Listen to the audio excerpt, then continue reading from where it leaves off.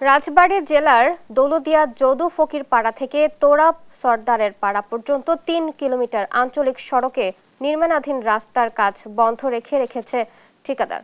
এতে চরম ভোগান্তিতে স্থানীয়রা। আরো জানাতে যুক্ত হচ্ছেন সহকর্মী শফিকুল ইসলাম শামীম। শামীম, নির্মাণাধীন কাজ বন্ধ রাখার বিষয়ে কি বলছেন সংশ্লিষ্টরা, জানাবেন। ধন্যবাদ বুবলি। আপনি যেমনটি জানাচ্ছেন যে রাজবাড়ী জেলার দৌলতদিয়া ইউনিয়ন পরিষদের যদু ফকির পাড়া থেকে তুরাব সর্দারের পাড়া পর্যন্ত ৩ কিলোমিটার রাস্তা গত ৪ মাস যাবত খানাখন্দ করে রেখেছে ইজারা ঠিকাদার। তো এই কাজটি না করেই ঠিকাদার নিরুদ্দেশ হয়েছে। এই কাজটি কিন্তু দীর্ঘদিন যাবত বন্ধ রয়েছে।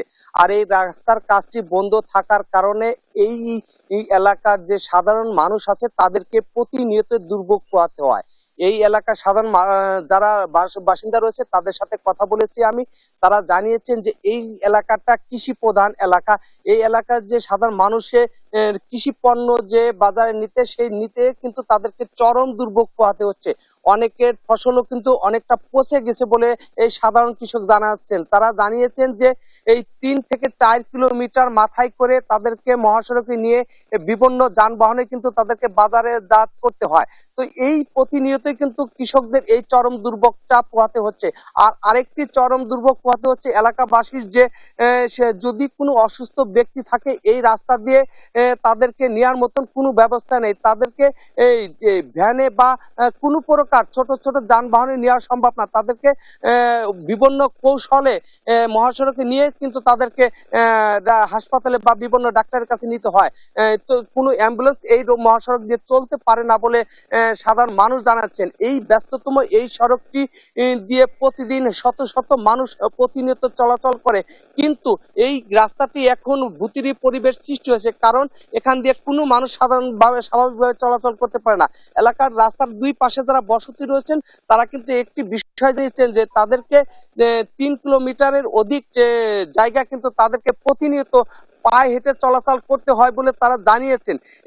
বাজার থেকে কোনো পণ্য নিয়ে আনার ক্ষেত্রেও কিন্তু তাদেরকে এই দুর্ভোগটি পোহাতে হয় বলে তারা এই বিষয়টি জানিয়েছেন। তো এই কেন এই বিষয়টি তাদেরকে পোহাতে হচ্ছে বলে জানলে তারা কিন্তু একটি জানিয়েছেন যে যে ইজারাদার ঠিকাদার রয়েছে সে কিন্তু নিরুদ্দেশ হয়েছে, তাকে খুঁজে পাওয়া যাচ্ছে না। আর এই কাজটা দীর্ঘদিন যাবৎ বন্ধ রয়েছে।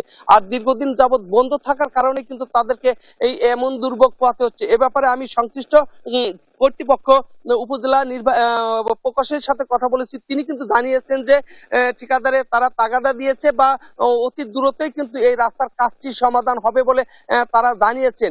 আর সাময়িক যে দুর্ভোগটি রয়েছে এলাকাবাসী সে ব্যাপারে কিন্তু তারা দুঃখ প্রকাশ করেছে। তারা জানিয়েছেন যে যারা ঠিকাদার রয়েছে তাদেরকে তারা তাগাদা দিয়েছেন, অচিরেই রাস্তার কাজটি সমাধান হবে। তো এই ছিল রাজবাড়ী জেলার দৌলতদিয়া একটি আঞ্চলিক সড়কের সর্বশেষ সংবাদ। বুবলি।